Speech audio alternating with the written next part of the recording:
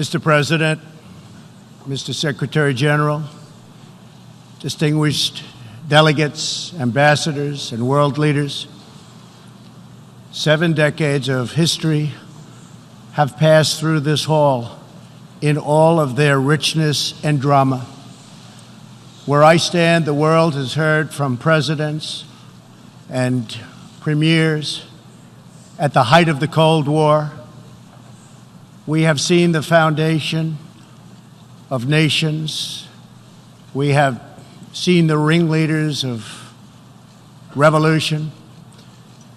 We have beheld saints who inspired us with hope, rebels who stirred us with passion, and heroes who emboldened us with courage, all here to share plans, proposals, visions, and ideas on the world's biggest stage. Like those who met us before, our time is one of great contests, high stakes, and clear choices. The essential divide that runs all around the world and throughout history is once again thrown into stark relief.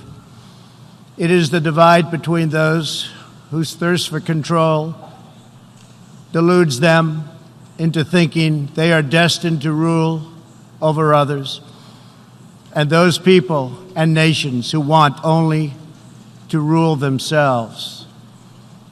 I have the immense privilege of addressing you today as the elected leader of a nation that prizes liberty, independence, and self-government above all. The United States, after having spent over $2.5 trillion since my election to completely rebuild our great military, is also by far the world's most powerful nation. Hopefully, it will never have to use this power. Americans know that in a world where others seek conquest and domination, our nation must be strong in wealth, in might, and in spirit. That is why the United States vigorously defends the traditions and customs that have made us who we are.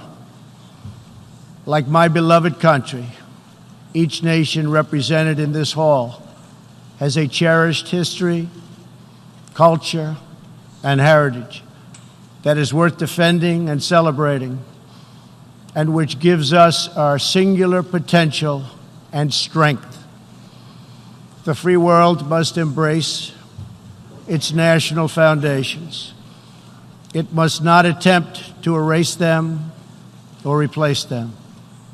Looking around and all over this large, magnificent planet, the truth is plain to see.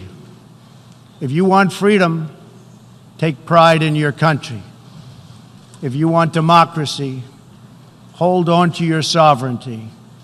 And if you want peace, love your nation. Wise leaders always put the good of their own people and their own country first. The future does not belong to globalists. The future belongs to patriots. The future belongs to sovereign and independent nations who protect their citizens, respect their neighbors, and honor the differences that make each country special and unique. It is why we in the United States have embarked on an exciting program of national renewal. In everything we do, we are focused on empowering the dreams and aspirations of our citizens. Thanks to our pro-growth economic policies, our domestic unemployment rate reached its lowest level in over half a century. Fueled by massive tax cuts and regulations cuts, jobs are being produced at a historic rate. 6 million Americans have been added to the employment rolls in under 3 years. Last month, African American, Hispanic American, and Asian American unemployment reached their lowest rates ever recorded. We are marshaling our nation's vast energy abundance, and the United States is now the #1 producer of oil and natural gas anywhere in the world. Wages are rising, incomes are soaring, and 2.5 million Americans have been lifted out of poverty in less than 3 years. As we rebuild the unrivaled might of the American military, we are also revitalizing our alliances by making it very clear that all of our partners are expected to pay their fair share of the tremendous defense burden which the United States has borne in the past. At the center of our vision for national renewal is an ambitious campaign to reform international trade. For decades, the international trading system has been easily exploited by nations acting in very bad faith. As jobs were outsourced, a small handful grew wealthy at the expense of the middle class. In America, the result was 4.2 million lost manufacturing jobs and $15 trillion in trade deficits over the last quarter century. The United States is now taking that decisive action to end this grave economic injustice. Our goal is simple. We want balanced trade that is both fair and reciprocal. We have worked closely with our partners in Mexico and Canada to replace NAFTA with the brand new and hopefully bipartisan U.S.-Mexico-Canada agreement. Tomorrow, I will join Prime Minister Abe of Japan to continue our progress in finalizing a terrific new trade deal. As the United Kingdom makes preparations to exit the European Union, I have made clear that we stand ready to complete an exceptional new trade agreement with the UK that will bring tremendous benefits to both of our countries. We are working closely with Prime Minister Boris Johnson on a magnificent new trade deal. The most important difference in America's new approach on trade concerns our relationship with China. In 2001, China was admitted to the World Trade Organization. Our leaders then argued that this decision would compel China to liberalize its economy and strengthen protections to provide things that were unacceptable to us, and for private property, and for the rule of law. 2 decades later, this theory has been tested and proven completely wrong. Not only has China declined to adopt promised reforms, it has embraced an economic model dependent on massive market barriers, heavy state subsidies, currency manipulation, product dumping, forced technology transfers, and the theft of intellectual property, and also trade secrets on a grand scale. As just one example, I recently met the CEO of a terrific American company, Micron Technology, at the White House. Micron produces memory chips used in countless electronics. To advance the Chinese government's 5-year economic plan, a company owned by the Chinese state allegedly stole Micron's designs, valued at up to $8.7 billion. Soon, the Chinese company obtains patents for nearly an identical product, and Micron was banned from selling its own goods in China. But we are seeking justice. The United States lost 60,000 factories after China entered the WTO. This is happening to other countries all over the globe. The World Trade Organization needs drastic change. The second largest economy in the world should not be permitted to declare itself a developing country in order to game the system at others' expense. For years, these abuses were tolerated, ignored, or even encouraged. Globalism exerted a religious pull over past leaders, causing them to ignore their own national interests. But as far as America is concerned, those days are over. To confront these unfair practices, I placed massive tariffs on more than $500 billion worth of Chinese-made goods. Already, as a result of these tariffs, supply chains are relocating back to America and to other nations, and billions of dollars are being paid to our Treasury. The American people are absolutely committed to restoring balance to our relationship with China.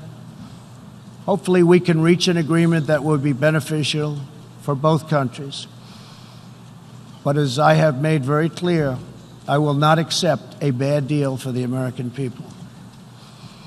As we endeavor to stabilize our relationship, we're also carefully monitoring the situation in Hong Kong.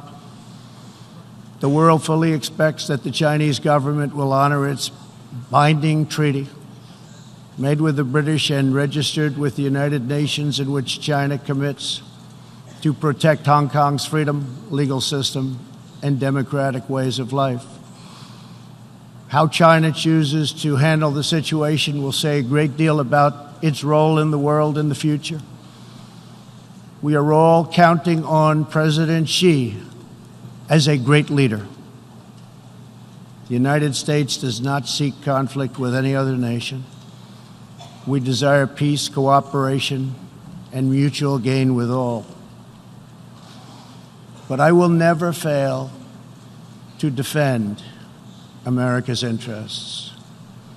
One of the greatest security threats facing peace-loving nations today is the repressive regime in Iran. The regime's record of death and destruction is well known to us all. Not only is Iran the world's #1 state sponsor of terrorism, but Iran's leaders are fueling the tragic wars in both Syria and Yemen. At the same time, the regime is squandering the nation's wealth and future in a fanatical quest for nuclear weapons and the means to deliver them. We must never allow this to happen. To stop Iran's path to nuclear weapons and missiles, I withdrew the United States from the terrible Iran nuclear deal, which has very little time remaining, did not allow inspection of important sites, and did not cover ballistic missiles. Following our withdrawal, we have implemented severe economic sanctions on the country. Hoping to free itself from sanctions, the regime has escalated its violent and unprovoked aggression. In response to Iran's recent attack on Saudi Arabian oil facilities, we just imposed the highest level of sanctions on Iran's central bank and sovereign wealth fund. All nations have a duty to act. No responsible government should subsidize Iran's bloodlust. As long as Iran's menacing behavior continues, sanctions will not be lifted. They will be tightened. Iran's leaders will have turned a proud nation into just another cautionary tale of what happens when a ruling class abandons its people and embarks on a crusade for personal power and riches. For 40 years, the world has listened to Iran's rulers as they lash out at everyone else for the problems they alone have created. They conduct ritual chants of death to America and traffic in monstrous anti-Semitism. Last year, the country's supreme leaders stated Israel is a malignant, cancerous tumor that has to be removed and eradicated.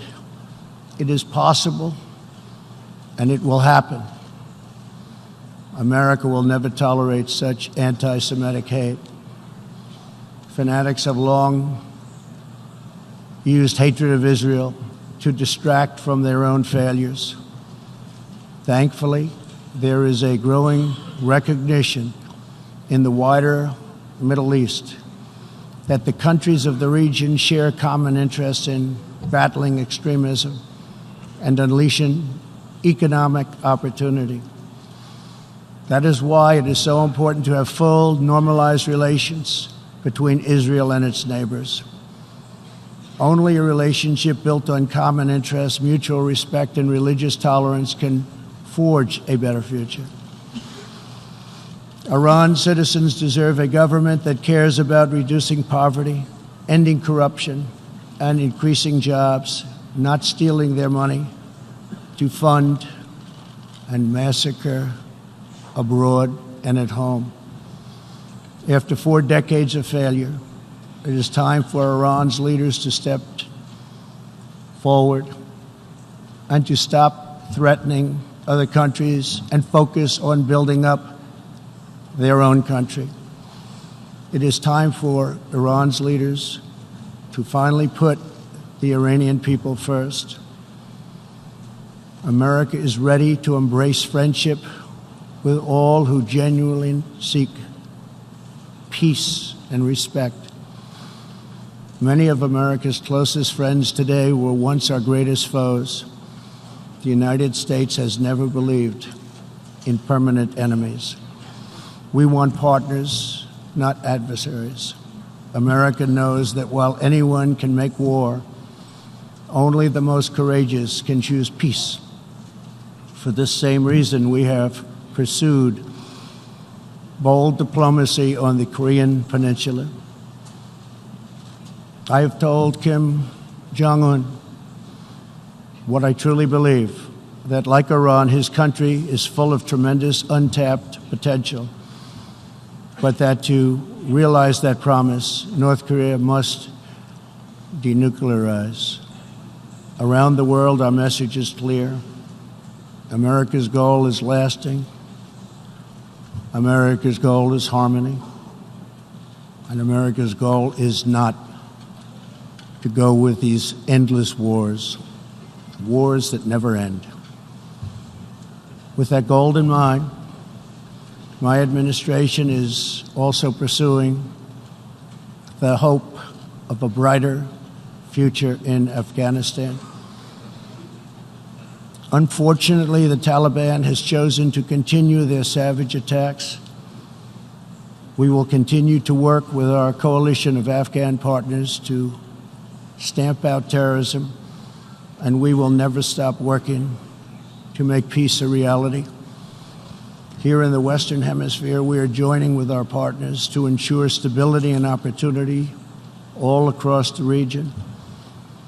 In that mission, one of our most critical challenges is illegal immigration, which undermines prosperity, rips apart societies, and empowers ruthless criminal cartels. Mass illegal migration is unfair, unsafe, and unsustainable for everyone involved. The sending countries and the depleted countries, and they become depleted very fast, but their youth is not taken care of, and human capital goes to waste. The receiving countries are overburdened with more migrants than they can responsibly accept, and the migrants themselves are exploited, assaulted, and abused by vicious coyotes. Nearly 1/3 of women who make the journey north to our border are sexually assaulted along the way. Yet here in the United States and around the world, there is a growing cottage industry of radical activists and non-governmental organizations that promote human smuggling. These groups encourage illegal migration and demand erasure of national borders. Today I have a message for those open border activists who cloak themselves in the rhetoric of social justice. Your policies are not just. Your policies are cruel and evil. You are empowering criminal organizations that prey on innocent men, women, and children. You put your own false sense of virtue before the lives, well-being, and countless innocent people. When you undermine border security, you are undermining human rights and human dignity. Many of the countries here today are coping with the challenges of uncontrolled migration. Each of you has the absolute right to protect your borders. And so, of course, does our country. Today, we must resolve to work together to end human smuggling, end human trafficking, and put these criminal networks out of business for good. To our country, I can tell you sincerely, we are working closely with our friends in the region, including Mexico, Canada, Guatemala, Honduras, El Salvador, and Panama, to uphold the integrity of borders and ensure safety and prosperity for our people. I would like to thank President López Obrador of Mexico for the great cooperation we are receiving and for right now putting 27,000 troops on our southern border. Mexico is showing us great respect, and I respect them in return. The U.S., we have taken very unprecedented action to stop the flow of illegal immigration. To anyone conducting crossings of our border illegally, please hear these words. Do not pay the smugglers. Do not pay the coyotes. Do not put yourself in danger. Do not put your children in danger, because if you make it here, you will not be allowed in. You will be promptly returned home. You will not be released into our country. As long as I am President of the United States, we will enforce our laws and protect our borders. For all of the countries of the Western Hemisphere, our goal is to help people invest in the bright futures of their own nation. Our region is full of such incredible promise, dreams waiting to be built, and national destinies for all. And they are waiting also to be pursued. Throughout the hemisphere, there are millions of hardworking, patriotic young people eager to build, innovate, and achieve. But these nations cannot reach their potential if a generation of youth abandon their homes in search of a life elsewhere. We want every nation in our region to flourish and its people to thrive in freedom and peace. In that mission, we are also committed to supporting those people in the Western Hemisphere who live under brutal oppression, such as those in Cuba, Nicaragua, and Venezuela. According to a recent report from the UN Human Rights Council, women in Venezuela stand in line for 10 hours a day waiting for food. Over 15,000 people have been detained as political prisoners. Modern-day death squads are carrying out thousands of extrajudicial killings. The dictator Maduro is a Cuban puppet protected by Cuban bodyguards, hiding from his own people, while Cuba plunders Venezuela's oil wealth to sustain its own corrupt communist rule. Since I last spoke in this hall, the United States and our partners have built a historic coalition of 55 countries that recognize the legitimate government of Venezuela. To the Venezuelans trapped in this nightmare, please know that all of America is united behind you. The United States has vast quantities of humanitarian aid ready and waiting to be delivered. We're watching the Venezuela situation very closely. We await the day when democracy will be restored, when Venezuela will be free, and when liberty will prevail throughout this hemisphere. One of the most serious challenges our countries face is the specter of socialism. It's the wrecker of nations and destroyer of societies. Events in Venezuela remind us all that socialism and communism are not about justice. They are not about equality. They are not about lifting up the poor. And they are certainly not about good of the nation. Socialism and communism are about one thing only: power for the ruling class. Today I repeat a message for the world that I have delivered at home. America will never be a socialist country. In the last century, socialism and communism killed 100 million people. Sadly, as we see in Venezuela, the death toll continues in this country. These totalitarian ideologies, combined with modern technology, have the power to excise new and disturbing forms of suppression and domination. For this reason, the United States is taking steps to better screen foreign technology and investments and to protect our data and our security. We urge every nation present to do the same. Freedom and democracy must be constantly guarded and protected, both abroad and from within. We must always be skeptical of those who want conformity and control. Even in free nations, we see alarming signs and new challenges to liberty. A small number of social media platforms are acquiring immense power over what we can see and over what we are allowed to say.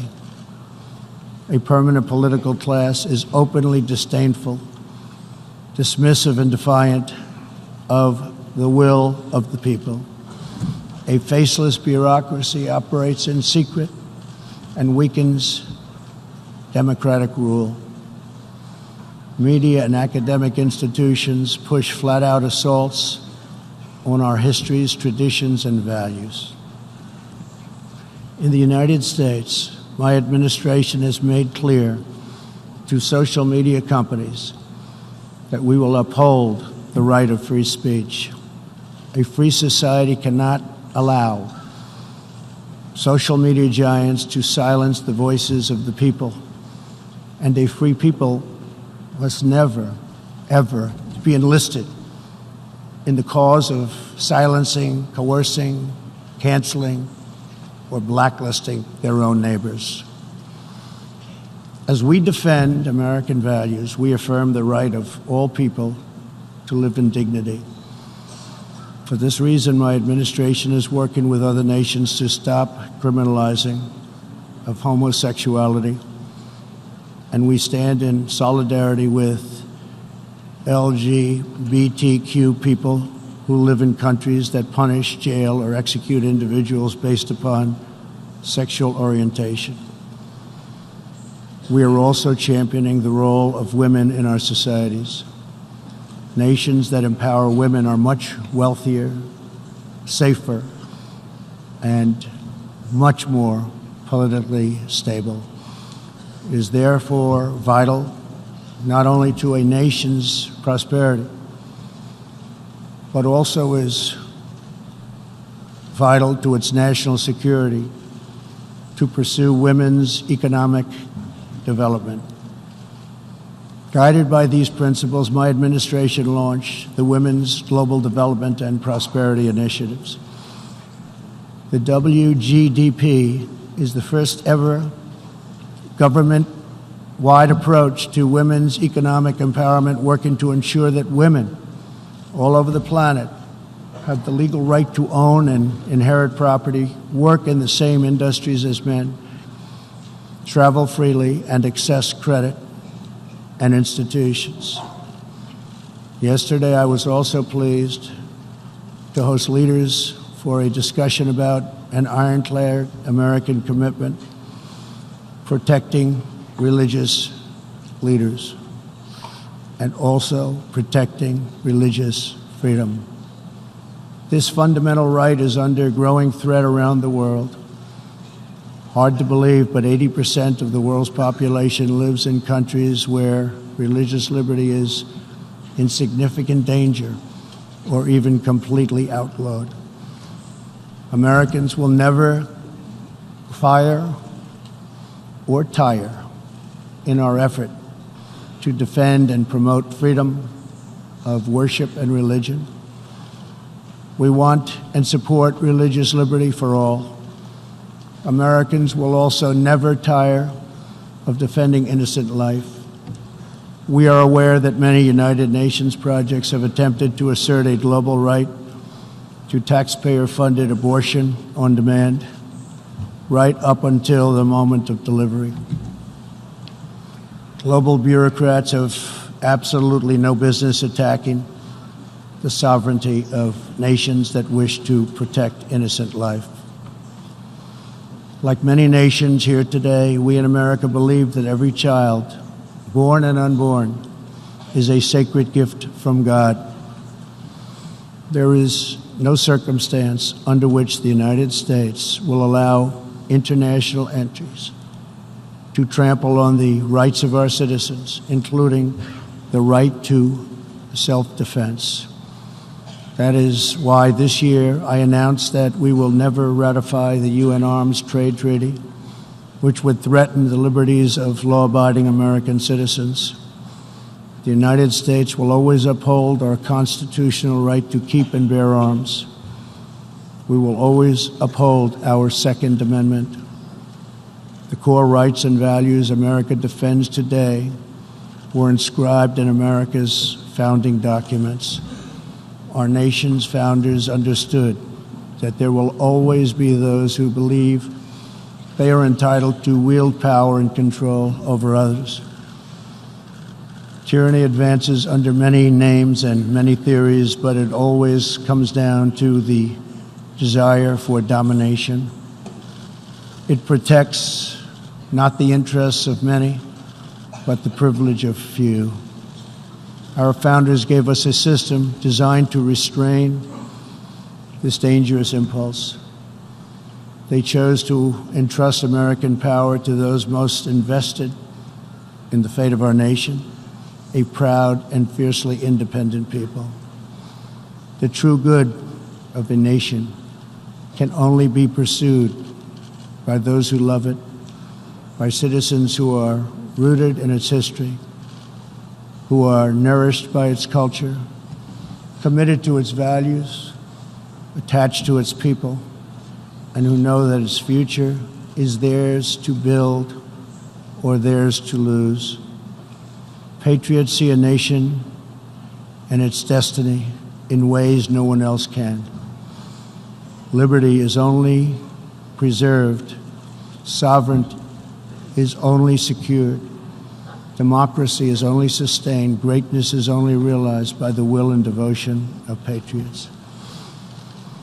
In their spirit is found the strength to resist oppression, the inspiration to forge legacy, the goodwill to seek friendship, and the bravery to reach for peace. Love of our nations makes the world better for all nations. So to all the leaders here today, join us in the most fulfilling mission a person could have. the most profound contribution anyone can make. Lift up your nations, cherish your culture, honor your histories, treasure your citizens, make your country strong and prosperous and righteous, honor the dignity of your people, and nothing will be outside of your reach. When our nations are greater, the future will be brighter, our people will be happier, and our partnerships will be stronger.